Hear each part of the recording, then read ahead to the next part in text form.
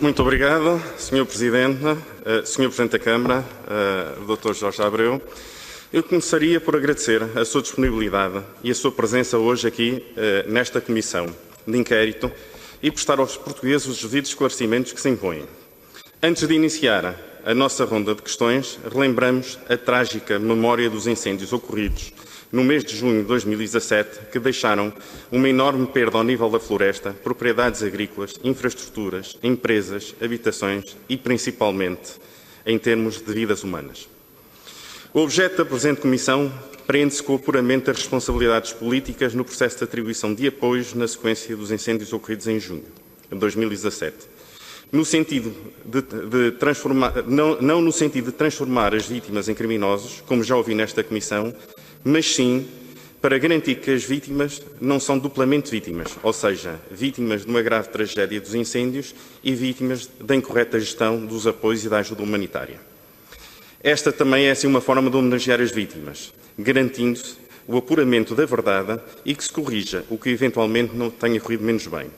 Recordo que, de acordo com as recomendações internacionais no âmbito da ajuda humanitária, o Estado deve organizar e coordenar a ajuda envolvendo as organizações não governamentais, da sociedade civil e intergovernamentais. Esta deve ser célere e obedecer ao princípio de eficiência, evitando-se duplicações de ajuda. Deve instituir sistemas de controle que previnam situações de fraude e corrupção, garantindo paralelamente a divulgação pública, transparente e aberta, de forma a que todos os objetivos e resultados da ajuda sejam facilmente conhecidos pelos principais interessados. No âmbito da Lei 108 de 2017, que estabelece as medidas de apoio às vítimas dos incêndios florestais de 2017, nomeadamente em Figueiró dos Vinhos, ficou definido que as vítimas dos incêndios têm direito ao acompanhamento gratuito pelo Serviço Nacional de Saúde, gratuitidade de medicamentos, transporte e acompanhamento de tratamentos, entre outras taxas mediadoras, entre outros apoios. Alojamento temporário, assegurando condições de manutenção das suas relações familiares e reconstrução e recuperação das habitações. Questiona, assim, qual foi o papel da Câmara na identificação dos beneficiários destes apoios. Muito obrigado, Sr. Deputado. Para responder, Sr. Presidente, faz favor. Obrigado, Sr. Presidente. Comece inicialmente por uma ligeira correção. Não sou doutor, aliás, não sou licenciado. Como tal, fica já aqui o esclarecimento. Presidente, Jorge Abreu, estão à vontade. Acho que não devo passar pelo título, que não o tenho. O acompanhamento que foi feito e no levantamento sobre, nomeadamente, os lesados, as vítimas do incêndio de 2017 em Figueiró dos Vinhos, começou inicialmente nos dias a seguir com uma comissão multidisciplinar. Essa comissão incluía elementos da CCDR, da Câmara Municipal, quer do urbanismo, quer das obras municipais e obras particulares, Direção-Geral da Agricultura do Centro, Segurança Social, o Presidente de Junta, em princípio, da Junta em que estava a ser feito o levantamento. Este levantamento de todas as situações no nosso Conselho, essencialmente em 3 de 4 freguesias, porque uma foi menos afetada, foi feito de imediato nos dias logo seguintes ao incêndio. Estou a falar sensivelmente ali de 4, 5 dias, em que houve depois umas ligeiras correções, até porque algumas pessoas não estavam em casa, outras era necessário tirar ali algumas dúvidas, e assim identificou-se todas as vítimas, digamos, ao nível dos prejuízos também, o que é que eram habitações permanentes, o que é que não eram, prejuízos também ao nível da agricultura, pessoas que necessitavam também de apoio, que era em termos de saúde, nomeadamente ao nível de saúde mental, também com parceria com o Ministério da Educação, nomeadamente com o agrupamento do Centro de Saúde de Figueiró dos Vinhos, também, a ARS, ou seja, o levantamento foi a partir dessa altura feito. A partir daí começámos, logicamente, ponto por ponto e assunto por assunto a ser tratado. Muito obrigado, Sr. Deputado. Devolvo-lhe a palavra. Obrigado, Sr. Presidente. Eu começaria por pedir desculpas pela forma como me referi há bocado. Agradeço a correção. Sabe, se pode precisar, se foi efetuada a fiscalização e supervisão dos referidos apoios da atribuição? Para responder. Obrigado, Sr. Presidente. Sim, da nossa parte, da parte do município de Figueiró dos Vinhos, e vou-me cingir só ao município de Figueiró dos Vinhos, como é conhecimento, eu como Presidente da Câmara não tive assento nas comissões técnicas nem no Conselho de Gestão. No entanto, os técnicos que foram, por mim, direcionados para fazer parte dessa comissão técnica, nomeadamente do urbanismo, arquiteta e também alguns técnicos na área das obras privadas, particulares e também públicas, foi gente da minha inteira confiança e aloquei precisamente talvez os técnicos com mais credenciados tinha, com mais know-how, digamos assim, com mais experiência, porque sabia que era um caso até no relacionamento com as próprias pessoas, porque aquele ambiente com os próprios lesados nos dias a seguir não era fácil. Não era fácil lidar e era preciso também, em termos psicológicos, também saber estar com as pessoas. E esse acompanhamento foi feito pelos meus técnicos. Eu permanentemente estava a ser informado, não posso vir aqui nem lá nenhum dizer que desconhecia, porque era-me reportada toda a informação que estava, eu tomava decisões nessa, os técnicos sentiam-se mais à vontade, mais confortados com o meu aval, digamos, com o meu apoio. Por isso, no Conselho de Figueiró dos Vinhos, todas as casas, todos os apoios eram fiscalizados por nós. Eu próprio fui a muitas para ver, inteirar-me das obras, como estava a ser acompanhado. Solicitei dúvidas aos meus técnicos, que levavam à Comissão Técnica, ao Conselho de Gestão. Era um acompanhamento permanente. Porquê? Eu tinha interesse que as coisas corressem bem, senão, quando as coisas correm mal, há queixas a fazer, é o Presidente da Câmara que se vai. Ninguém vai ao Conselho de Gestão, nem à Comissão Técnica, que nem sabiam como é que isso funcionava, onde é que estava a funcionar. E eu, perante as queixas e perante a necessidade que eu tinha de acompanhar, até para ir esclarecer ao próprio as pessoas. Olha, está a ser feito assim, por isto, por isto. O projeto não foi por isto. Não podemos avançar neste sentido, por isto. Há justificação às pessoas. Eu parto sempre do princípio, um não também se aceita, é preciso explicá-lo. E era isso mesmo que eu tinha, eu não queria de forma alguma ser apanhado desprevenido, porque é normal que venham ter connosco, e em municípios pequenos como é Figueiró dos Vinhos, é normal, todos nós conhecemos, e o Presidente da Câmara, quer queiramos, quer não, está sempre em contacto permanente com as pessoas, e eu tinha que estar informado, por isso o acompanhamento foi permanente. Muito obrigado, Sr. Deputado Paulita. Muito obrigado, Sr. Presidente. Referiu que este acompanhamento, esta fiscalização foi feita pelos seus técnicos. Houve outras entidades a fazerem a fiscalização e deixo-lhe mais uma pergunta que se prende. O anterior Presidente da Câmara de Castanheira de Pera referiu aqui que deveria, não vou precisar, deveria como aos olhos se técnicos de outro município fiscalizassem ou acompanhassem obras no seu município. Compreende estas afirmações? Para responder, Sr. Presidente. Obrigado, Sr. Presidente. Desculpe, eu não percebi. Com maus olhos ou com bons olhos? Com maus olhos, obrigado.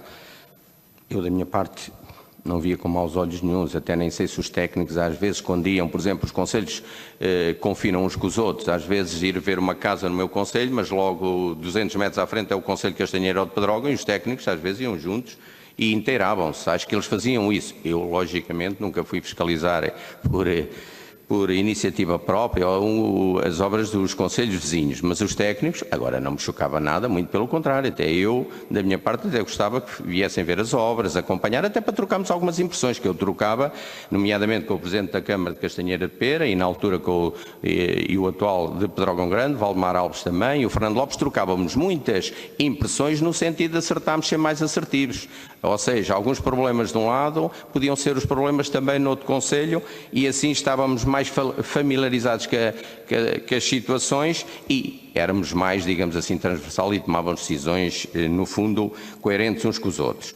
Sobre outras entidades a fiscalizar, sim, por exemplo, a CCDR fez um acompanhamento de louvar, porque acompanhou-nos sempre ali pelos seus técnicos, ao nível das comissões técnicas, ao nível também de fiscalização, agrupamentos, corrigirem-nos às vezes alguns documentos que era necessário, não iam em conformidade, nós teríamos que procurar esses mesmos documentos que se encaixassem naquilo que era necessário, ou seja, também foram fiscalizados ao nível da Agricultura, a Direção-Geral Social a DRAP-C do Centro fiscalizou aquelas avaliações ao nível da agricultura, acompanhou tudo. Aliás, eram os técnicos, por exemplo, da DRAC, que após solicitação dos agricultores iam ser confirmados para depois ser indemnizado. E os técnicos iam ao local, esses mesmos técnicos. Ou seja, eu acho muito sinceramente que as coisas foram fiscalizadas e foram acompanhadas. Pelo menos falo pelo meu Conselho, não me apercebi, a própria Segurança Social sempre permanente no Conselho, não me apercebi de nada que nos passasse um pouco à margem que nós não tivéssemos algum controle da situação, não. Sr. Deputado tem a palavra. Muito obrigado, Sr. Presidente. Sabe se a totalidade destes apoios foi garantida pelo Estado aos cidadãos de Figueiró dos Vinhos? Sr. Presidente. Se a totalidade dos... Peço desculpa, Sr. Presidente. Dos apoios que estavam enunciados na Lei nº 108 de 2017. Obrigado, Sr. Presidente. Da parte de Figueiró dos Vinhos, os apoios que foram estipulados pelo Revita e por outras entidades tiveram, não tivemos qualquer tipo de inconveniente após ter sido estipulado. Por exemplo, ao nível dos apoios na agricultura, inicialmente foi estipulado 1.500 e qualquer coisa, até 5.000 euros, ok. A partir daí houve gente que recebeu só os 5.000 porque entenderam apresentar os prejuízos até 5.000, porque aquilo tinha ali um processo burocrático, desde contabilidade organizada, candidaturas, etc. E estamos a falar às vezes de agricultores de agricultura de subsistência, digamos, familiar, e não têm a capacidade disso. A partir daí, o que estava estipulado, plenamente de acordo, tudo, não vimos inconveniente nenhum. A CCDR sempre muito assertiva nos autos de medição, etc., tudo devidamente controlado. Da parte de Figueiró dos Vinhos as coisas correram assertivamente e não tenho nada a salientar, senão também já o tinha feito se alguma coisa tivesse em atraso. Muito obrigado. Vou-lhe a palavra, Sr. Deputado. Faz Obrigado, favor. Sr. Presidente. As vítimas teriam também direito a vários apoios de caráter excepcional que abrangem a atribuição dos seguintes apoios: complementos e subsídios. Uma prestação única de caráter imediato e excepcional para as famílias que perderam as suas fontes de rendimento, um subsídio mensal complementar aos pensionistas que perderam as suas fontes complementares de rendimento, um apoio social complementar para as famílias das vítimas mortais, outros apoios sociais de natureza eventual, excepcional, de caráter pecuniário ou em espécie, atribuem situações de comprovada carência económica. Em Figueiró dos Vinhos, estes apoios foram dados? Sr. Presidente, para responder. Obrigado, Sr. Presidente. Este tipo de apoio foi essencialmente pela Segurança Social, que esteve sempre no terreno e que fazia, digamos assim, aferia todas as situações e tomava a iniciativa, a responsabilidade de os validarem, no sentido de eles próprios receberem esses apoios. Nós o que fizemos em Figueiró dos Vinhos foi, com a Segurança Social, nomeadamente Leiria, o que fizemos foi todas as nossas associações em termos sociais, temos lá as Vicentinas em termos locais, a Ação Social da Câmara, a Santa Casa da Misericórdia, juntámos tudo, ou seja, pusemos a trabalhar em conjunto, não deixámos separadamente, porque senão corríamos o risco de estar aqui a atribuir subsídios em duplicado, sem as pessoas, porque as pessoas também às vezes testam-nos, se sabem que vão à porta A consigam um subsídio, a porta B não sabe que eu fui à porta A e para evitar isso houve uma sintonia plena, coordenada pela Segurança Social e subsídio nenhum em Figueiró dos Vinhos, listagem nenhuma em Figueiró dos Vinhos de atribuição de subsídios foi sem o aval da Segurança Social. Eu, como Presidente da Câmara, o pior que me podiam pedir a mim, Sr. Presidente, dê-me aí, faz favor, temos aqui um subsídio para 30 pessoas, dê-me aí os nomes. É o que mais nos pode complicar e, logicamente, nunca, peço desculpa da expressão, nunca caí daí abaixo, porque delegava sempre na Segurança Social, era eles que metia e aí estava sempre salvaguardado, bem ou mal, foi a Segurança Social nos critérios que eles entendem que atribuíram todos esses subsídios. Para prosseguir, Sr. Deputado. Obrigado, Sr. Presidente. E, atualmente, que apoios permanecem? Para responder. Obrigado. Os apoios que permanecem presentemente, tirando os apoios às vítimas, que foi em termos indenizatórios, todos os apoios que permanecem dentro da legalidade ou dentro dos regulamentos que podem estar, mantêm-se todos. Inclusive nós, ao nível da Câmara Municipal, regulamento de incentivos, de várias... Alterámos muito o regulamento desde essa altura até agora e continuamos a atualizar isto para irmos ao encontro das dificuldades das pessoas, devidamente, mais uma vez, sustentado pela nossa ação social, em conjunto com a Segurança Social, no sentido de sermos o mais assertivos possível. E isso mantém-se dentro das nossas possibilidades. É um município que tem limitações também financeiras e, dentro das nossas possibilidades, tentamos ao máximo que não haja, digamos, dificuldades e que ninguém fique debilitado em termos sociais, em termos psíquicos e também em termos alimentares, que o rendimento, que não haja qualquer tipo de situação pelo facto de terem sido vítimas ou afetados pelos incêndios que se possam sentir lesados. Em conjunto, com a Santa Casa da Misericórdia, temos uma parceria muito estreita em que todo o trabalho é feito de uma forma, em todos os casos, que são devidamente analisados e, em função disso, depois será ou não feito a devida enquadramento ou encaminhamento para o programa ou para o regulamento que for mais apropriado. Senhor Deputado. Sr. Presidente, não nos consegue precisar da Administração Central quais os apoios que atualmente permanecem. Sr. Presidente, para responder. Obrigado. Precisar corria o risco de não ser assertivo e tudo isso, mas se vir a necessidade disso, eu posso fazer chegar posteriormente a esta comissão tão à vontade, para não correr o risco de entrar aqui em algumas, porque não domino na totalidade, sou sincero. Se o parlamentar do PSD depois quiser, requer pelas vias normais. Sr. Deputado, faz favor, prosseguir. Muito obrigado, Sr. Presidente. Pode-nos dizer, se consegue dar-nos esta informação, quantos agregados familiares de Figueiró é que foram vítimas dos incêndios? Tem esta quantificação? Sr. Presidente. Nós, vítimas, falecimentos, nesse aspecto? Será? Terão tido prejuízo e beneficiaram de apoios. Ok. Pois, isso são variadíssimos, são variadíssimos. Estamos a falar, por exemplo, empresas que depois a CCDR acabaram por normalizar. Ao nível da agricultura são muitos. Há aquele pequeno produtor florestal em que os apoios, os subsídios não permitiam, por exemplo, que fosse liquidado ou compensado, por exemplo, a madeira. Quem tinha, por exemplo, um pinhal, eucaliptal, o facto de ter ardido não era compensado, não era, porquê? Só era compensado se eventualmente tivessem sofrido danos a nível de maquinaria, digamos as máquinas, tratores, carros, etc., ou se tivessem uma ligeira empresa. Eu compreendo também que o Estado aqui, se fosse pagar tudo o que era matéria, digamos assim, combustível, ou pinhal, eucaliptal, haveria aqui um precedente.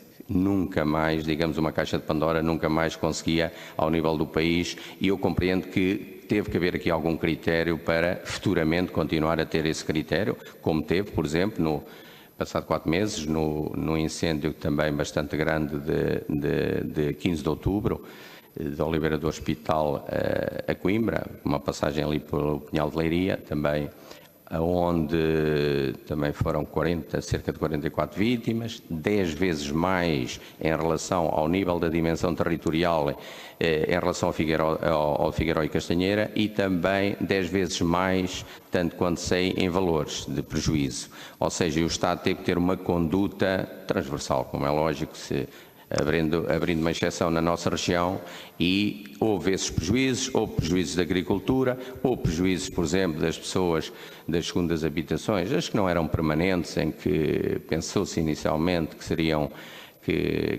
apoios também do Estado, acabou por não vir o apoio do Estado, e dentro deste quadro que fiz aqui, claro, não sei quantificar, é quase impossível quantificar isso, porque não estão registados. Por exemplo, quem ardeu um simples pinhal, nós não sabemos que ardeu, nem há cadastro de alguns que ardeu, e é impossível para já saber a quantidade, mas são muitos. Muito obrigado, Sr. Presidente. Sr. Deputado, faz favor. Sr. Presidente, relativamente às habitações, tem noção de quantas casas foram afetadas pelos incêndios e destas, quantas foram construídas e quantas estão por reconstruir? Sr. Presidente. Obrigado, Sr. Presidente. Posso lhe dar aqui os números, porque vi munido no Conselho de Figueiró dos Vinhos, volto a referir. Ao nível, fazer aqui uma ligeira introdução. Quando foi feito aquele levantamento inicial dos prejuízos, foram feitos o levantamento quer das primeiras, quer das segundas e também armazéns agrícolas, etc. Mas sempre com uma referência ao que é que eram permanentes, quem habitava lá, com aqueles critérios normal, quanto a fatura da água, da luz, domicílio fiscal mais tarde, etc. Mas nós naquele Conselho, e eu particularmente conheço praticamente as pessoas todas, se lá estão a viver, se não estão, com os presidentes de junta, então não falha nada de certeza absoluta, quando um não souber o outro sabe. Até quando me chegou a listagem, eu a analisar a listagem via perfeitamente se estava enquadrado ou não. Conheço as famílias, sou nado e criado há 56 anos naquele Conselho, não é um Conselho grande como tal, digamos que não é grande avaria, é o conhecimento normal da situação. E veio a relação, no início, começando por habitações permanentes, vinham ali em Figueiró dos Vinhos cerca de 25, 26, porque algumas pessoas também não estavam em casa, tiveram que depois falar com as pessoas, etc. Passado uns dias para 31, depois desistiram 2 e ficaram 29 primeiras habitações ou permanentes em Figueiró dos Vinhos. As segundas habitações, a relação das segundas habitações, sensivelmente destas 29 era capaz de chegar ali entre 50 a 60 no total, que agora não trago aqui listagem porque no fundo passou a não ter apoio. E estas foram as que, destas 29, algumas são pequena monta. Por exemplo, temos algumas habitações, por exemplo, orçamentos de 600 euros, 750, estamos a falar de uma simples escaleira, simples toros, ou seja, coisas simples. São primeiro, mas, claro, para vos dizer, em Figueiró dos Vinhos, das 18 que o Fundo Revita apoiou, 98.964. Não é muito, para 18 habitações, 98, estamos a falar de 2 habitações de raiz, levava logo este valor, conforme sabem. Cáritas, um proprietário que acabou por a dele, Santa Casa da Misericórdia, SIC Esperança e União das Misericórdias, aqui já vai para 702 mil na totalidade o investimento de casas ao nível das habitações permanentes. Este é mais ou menos o cenário. Se pretender que seja mais preciso, também posso dar a informação. Muito obrigado. Sr. Deputado, para continuar. Muito obrigado, Sr. Presidente. Já que fala no Fundo Revita, eu pedia-lhe que descrevesse a participação, como é que participava o município e os contactos que tinha o município no funcionamento do Fundo Revita. Sr. Presidente, para responder. Obrigado, Sr. Presidente. Sr. Deputado Paulo Leitão, no fundo funcionava assim. Existia a Comissão Técnica, da qual tinha uma equipa multidisciplinar, conforme disse, CCDR, dos municípios técnicos. Havia um representante do Conselho de Gestão, que inicialmente era o Presidente da Castanheira, que tem assento por inerência na Comissão Técnica. A CCDR também estava presente. O que é que a Comissão Técnica fazia na prática? E analisar todos os processos, toda a documentação. Os técnicos das câmaras iam ao local, pediam para a Comissão Técnica é essa que enviava para a CCDR toda a documentação, era toda aferida, conferida, às vezes pediam-nos algum documento não estava em conformidade, ok, corrigíamos.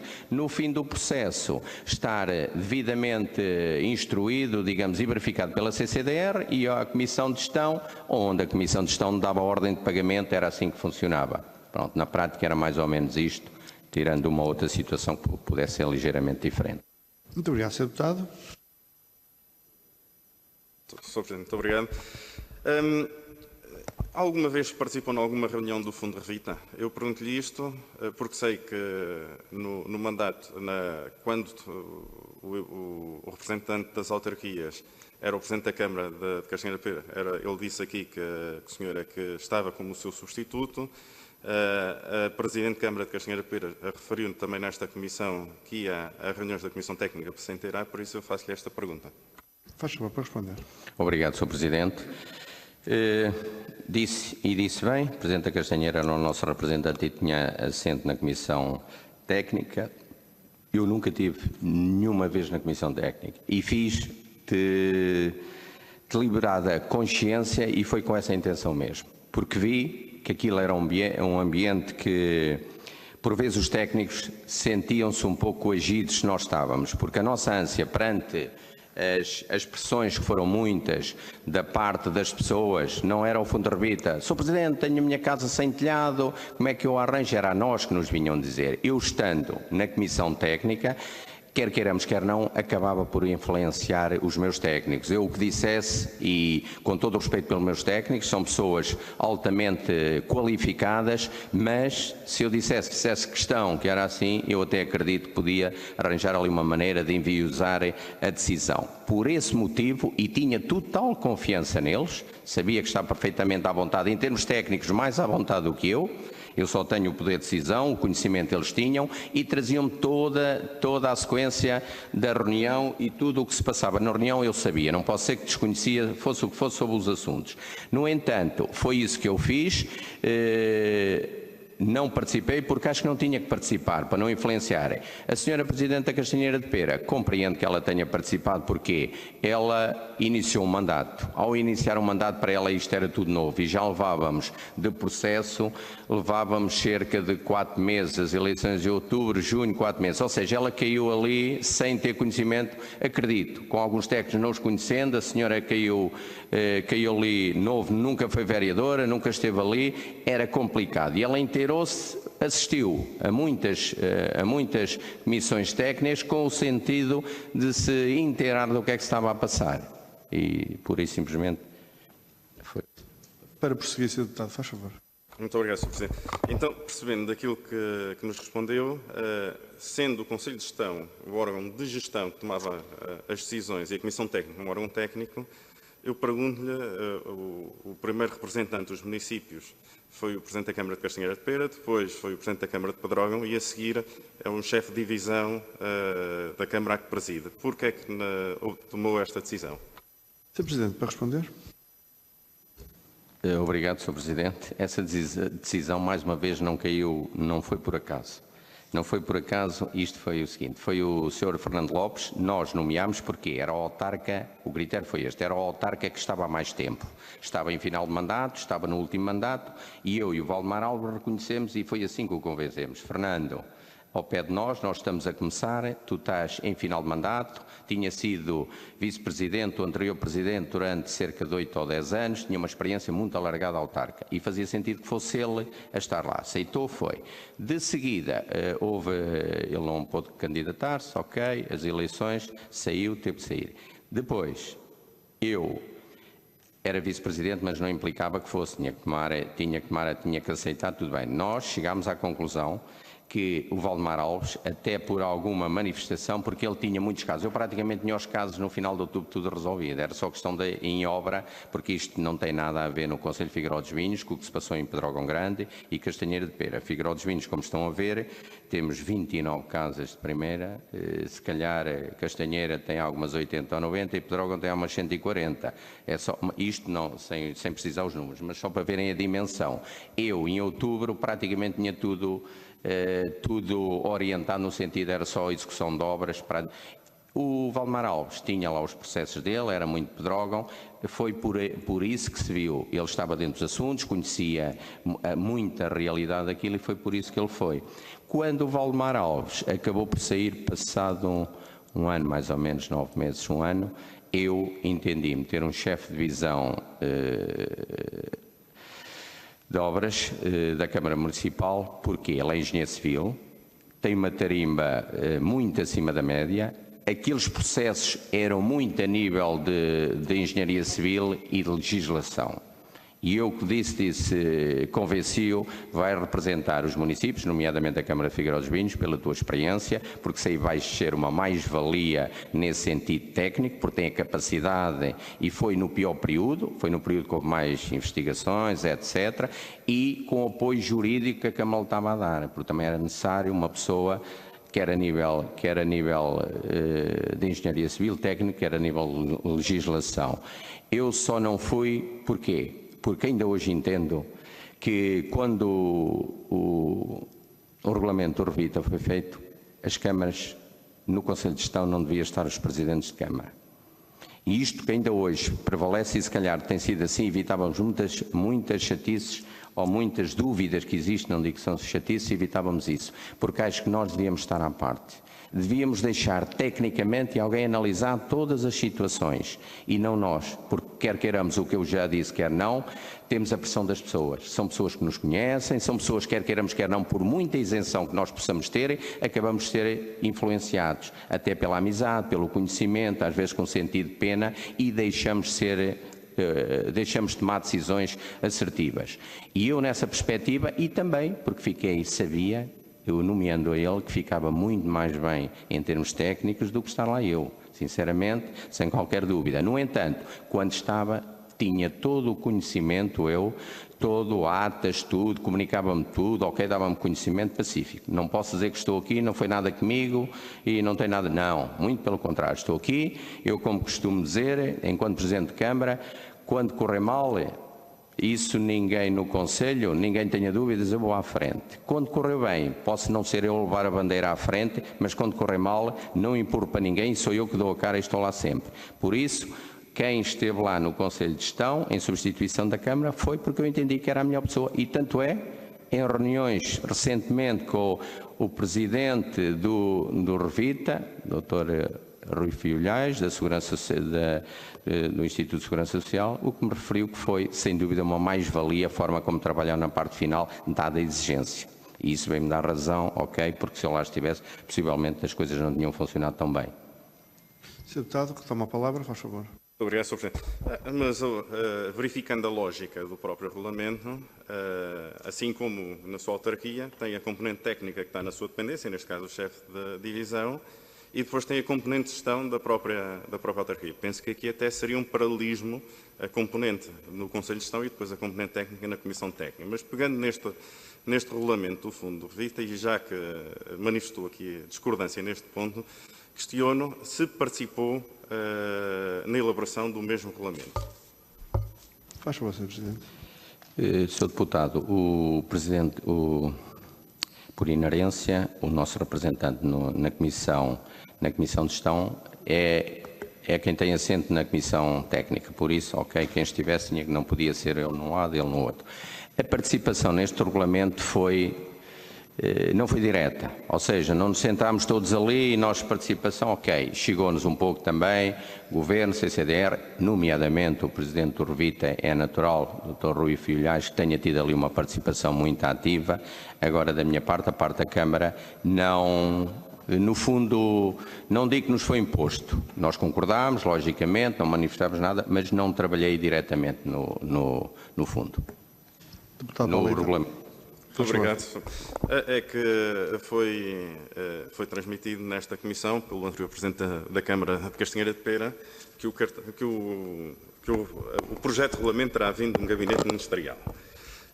Relativamente ao Fundo de Revita, este serviu para a recuperação das primeiras habitações em Figueiró. Também permitiu reconstruir anexos, barracões ou segundas habitações, questiono. Sr. Presidente. Não, diretamente não. O Fundo de Revita não.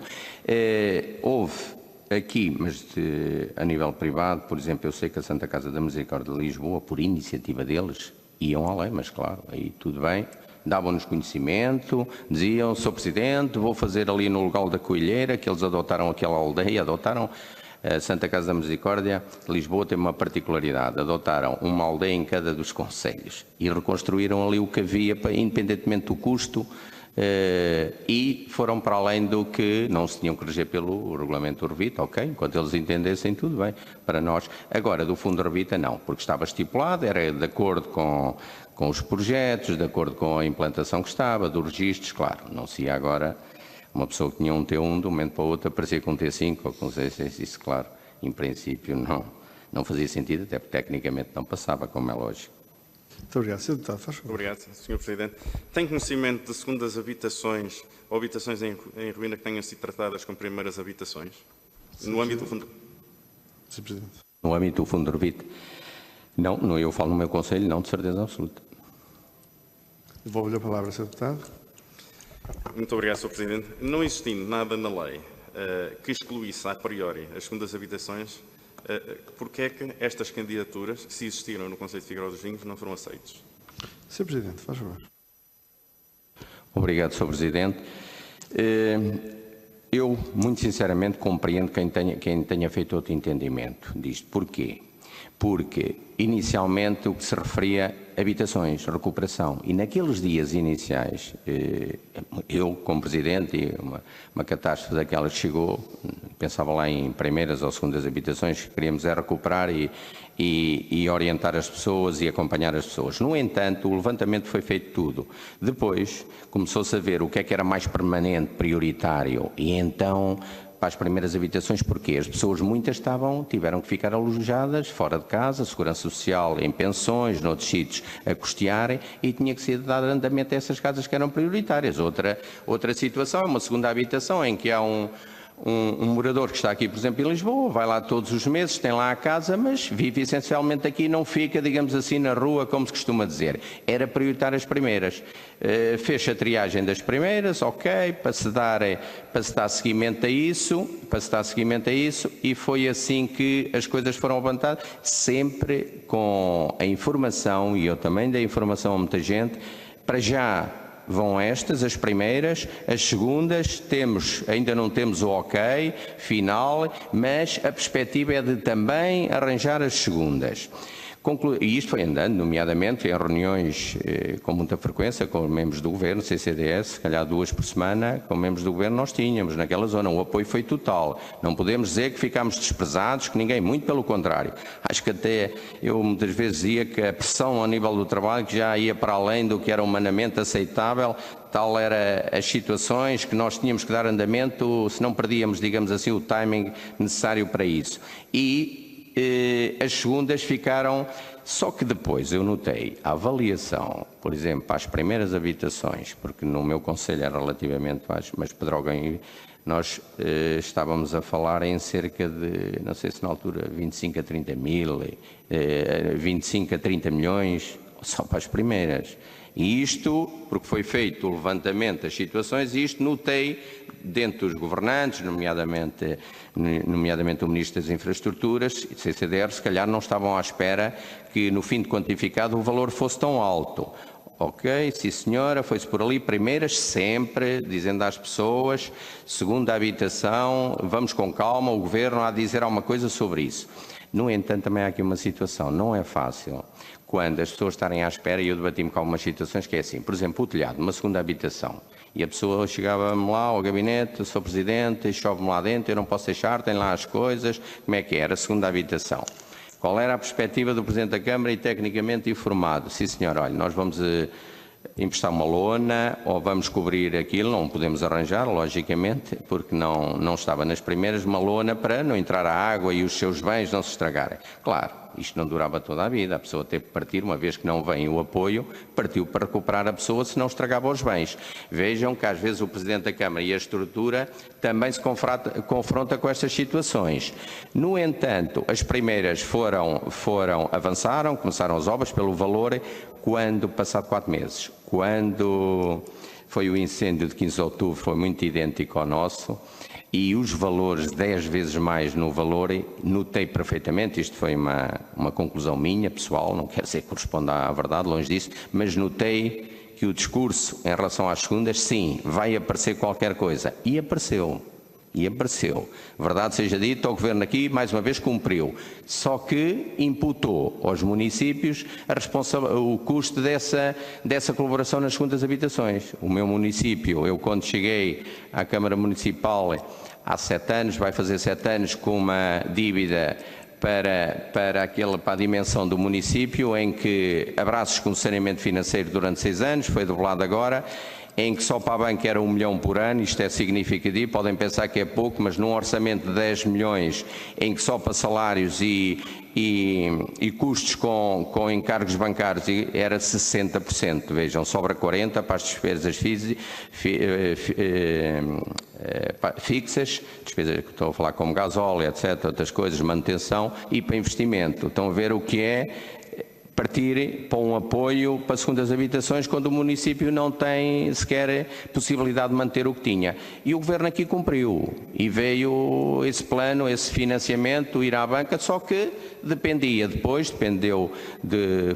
após o regulamento das câmaras definirem o que é que cada uma câmara estava na disponibilidade até ao valor de X, qual a percentagem nas segundas. E eu particularmente falei com alguns de segunda habitação no Conselho de Figueiró dos Vinhos e quando lhes dizia, olha, eu dou um valor de 50 mil, se calhar não posso ir mais que 10 ou 20%. Pronto, as pessoas pura e simplesmente desligavam-se porque pensavam que ainda tinham o apoio da totalidade que foi as primeiras, era essa a ânsia, era esse o objetivo e então desligavam-se. Eu explicava, olha, da parte da Câmara não tenho possibilidade de fazer isso. O que está estipulado em termos do Poder Central, ok, nós temos possibilidade de apoiar, mas tem que ser a Câmara a custear. Pronto, e as pessoas aí, pronto, não foi necessário eu partir para um regulamento, nada, porque não tinha interessados. As pessoas, pelo valor, que eu depois não ia fazer o regulamento e estar, olha, nós vamos ceder e depois não. Disse logo as linhas com que nos podíamos cozer. Balizei logo os apoios que podia dar, até para as pessoas terem noção do investimento que fazem. E não houve necessidade, porque também os casos são poucos, por isso as pessoas desistiram. Muito obrigado, Sr. Deputado. Faz favor. Muito obrigado, Sr. Presidente. Relativamente ao Revita, eu penso que era claro que não excluía, isso concorda comigo, que não excluía as segundas habitações, priorizava-as e priorizando, tendo um conjunto de critérios, a priori devia ter sido publicado ou ter sido aprovada uma lista ordenada daquilo que seriam as prioridades e aquelas merecedoras de apoio, até porque se depois houvesse cabimento mais tarde, merecerem as segundas habitações. E questiono, se enquanto Presidente nunca questionou o Conselho de Gestão, porque é que isto não foi feito. Sr. Presidente, faz favor. Sr. Deputado, eu se calhar não concordo consigo no aspecto de não ter sido feito. A CCDR tem tudo, a listagem das primeiras e segundas tem tudo. Tudo calendarizado. Eu tenho prioridades. Isso, pronto. Tenho as primeiras e depois tenho as segundas. Por prioridades, já não digo que esteja tudo assim, quais é que são as prioridades, que isso carece de um levantamento, caso a caso, mas todas identificadas estão. Agora, sinceramente, também não posso ser que para além disso a CCDR tem esse trabalho feito, isso já não sei. Agora que as têm identificadas, têm. Agora por prioridade, porque nós, e os outros municípios possivelmente também, toda a informação, quer ao nível de apoios, quer ao nível das construções, no Conselho de Figueiró dos Vinhos foi dado de uma forma muito sucinta, especificamente para Tribunal de Contas, Legal, Ministério Público, Judiciária, até à imprensa, sem meter os nomes, nós demos tudo. E está no nosso site, todos os apoios, tudo transparente. No Conselho de Figueiró dos Vinhos podem consultar, sei que já pediram, esta Comissão já pediu que fizéssemos chegar também essa informação e irá chegar, já dei indicações aos técnicos para chegar dentro do prazo. Só aqui uma ligeira informação também poderá ajudar. Se os municípios não derem ou se o meu falharem, a CCDR com certeza que dá mais à vontade até que nós compilava tudo e tem lá tudo o meu e dos outros, também poderá ajudar, digamos assim, para tentarem chegar ali a algum consenso ou pelo menos colmatar melhor as situações. Muito obrigado. Sr. Deputado, para prosseguir. Muito obrigado, Sr. Presidente. Não, é que geralmente quando se define critérios é para priorizar e colocar os mesmos os candidatos por uma ordenação e quais aqueles que merecem ou depois não merecem apoios. Do que eu percebi do que o Sr. Presidente nos disse aqui é que, dado os interessados, os poucos interessados, no âmbito de um regulamento da autarquia que fosse criado, aprovado no âmbito do que a lei do Orçamento de Estado previu para as segundas habitações, que tinha poucos interessados, que se desinteressaram e por isso o município não aprovou este regulamento. Sr. Presidente, para esclarecer. Sim, eu acho que a identificação das segundas habitações estava toda. Se calhar nós, ou a TSCR, não avançou porque não havia luz branca para as apoiar, senão se calhar fariam esse, a posterior faziam esse trabalho. Agora, da nossa parte, Figueiró dos Vinhos, os casos, nós tornámos público no site, e as pessoas que estavam interessadas foram lá. Isto para quê? Eu só não fiz o regulamento porque não tinha casos, ficava deserto, porque eu tinha elencado todas as segundas habitações, nós, e entramos em contacto com essas pessoas, no sentido de conversar qual é a possibilidade de se virem a reconstruir, para avançarmos, e não tivemos nenhum caso. Houve contactos, uns falaram comigo, outros falaram com os técnicos, no sentido, olha, eu estou interessado, como é que é? Houve troca de impressões, eram poucos os casos e não tiveram interessados. Sr. Deputado, para concluir. Concluí, muito obrigado, Sr. Presidente. De uma forma muito rápida, então, não tendo aprovado o regulamento e tendo as dificuldades financeiras que referiu aqui do seu município, não considera injusto que tenha cabido aos municípios apoiar a recuperação das segundas habitações? Sr. Presidente, faz favor. Obrigado, Sr. Deputado. Claramente considero injusto. E isto porquê? Que culpa é que tem o morador de estar em Figueiró dos Vinhos, por exemplo, e outro que está no Concelho de Pedrógão, e o Concelho de Pedrógão financeiramente, e a bom da verdade, financeiramente estava melhor, sem qualquer dificuldade em relação a Figueiró dos Vinhos. Culpa é que o município tem da gestão anterior, ou a minha gestão tenha sido menos boa e agora vai ser penalizada. Acho que isto criou injustiças, como é lógico. Uma pessoa, pelo facto de viver em Figueiró dos Vinhos, pelo facto do município ter uma grande deficiência financeira, vai ser penalizada. Acho que não faz sentido, por isso devia ter havido aqui um trabalho diferente, que não penalizasse as pessoas, porque foram penalizadas. E as segundas habitações para todo o território, não só para Figueiró, Castanheira, Pedrógão, mas Sertã, Pampilhosa da Serra, por exemplo, Pampilhosa da Serra, a título de curiosidade, tem uma comunidade em Lisboa o dobro da que reside lá durante o ano. É só para verem. Se cortam este L de ligação com a terra natal, acabam, quando lá iam 1, 2 vezes por ano, acabam por não ir. E acho que é extremamente importante, era extremamente importante que as segundas habitações, e justiça seja feita ao Presidente, que ainda é o atual, o José Brito, que muitas vezes o ouvi junto do Governo a reivindicar isso, de uma forma bastante vincada, porque ele sabia da importância capital que tem para o território dele. Se o senhor deputado perguntou e bem se eu concordo, se acho que foi bem, não. De forma alguma. Se passasse por mim ou tivesse que tomar decisões, com certeza que não era esse o caminho que seguíamos.